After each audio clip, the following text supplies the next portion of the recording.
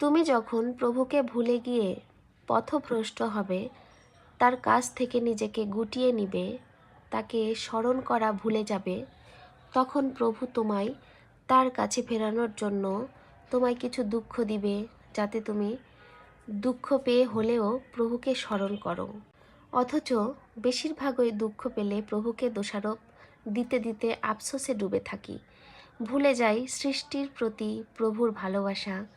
মনে রেখো না, প্রভু ছাড়া এত ভালো আর কেউ কখনো বাসতে পারে না। আর যখন তুমি দুঃখে কাতর হয়ে প্রভুর কাছে আশ্রয় চাইবে, তাকে বেশি বেশি ডাকবে, তাকে স্মরণ করে চোখের জল ফেলবে, তখন প্রভু তোমার অন্তরের মোহর আস্তে আস্তে মুছে ফেলবেন। তুমি অনুভব করতে পারবে তোমার সেই দুঃখ পাওয়ার কারণ এবং প্রভুর ইচ্ছে।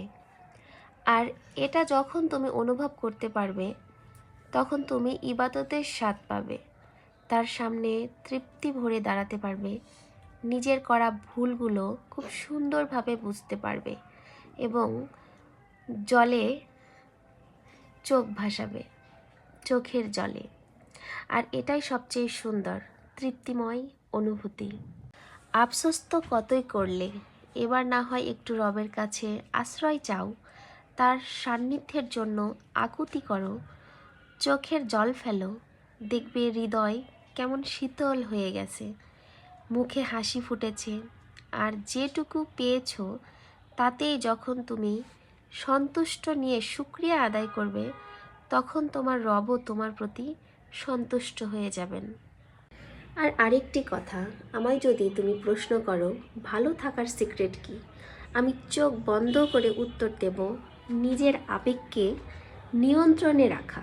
জানো তো, আবেগী হয়ে নিজের লুকানো অনুভূতিগুলো কারো কাছে খুলে ধরতে নেই, কারো কাছে প্রমাণের প্রয়োজন নেই তার প্রতি তোমার অনুভূতিটা ঠিক কতখানি। সবটা বলে দিলে মানুষ ফুরিয়ে যায়, হারিয়ে যায় বিষাদ শূন্যে। আর তুমি যদি আবেগের বশে নিজের লুকোনো অনুভূতিগুলো কারো সামনে তুলে ধরো, একটা না একটা সময় তোমায় দুঃখ পেতেই হবে, হয় 2 দিন আগে অথবা 2 দিন পরে দুঃখ পাওয়াটা নিশ্চিত।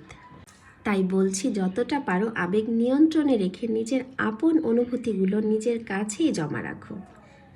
ভালো থাকাটা সহজ হবে, বেঁচে থাকাটা তৃপ্তির হবে। আর সব অভিযোগ, সব কষ্ট, সব কিছু চাওয়া পাওয়া সৃষ্টিকর্তার কাছে বলো, সৃষ্টিকর্তার কাছে কাঁদো নামাজে বসে।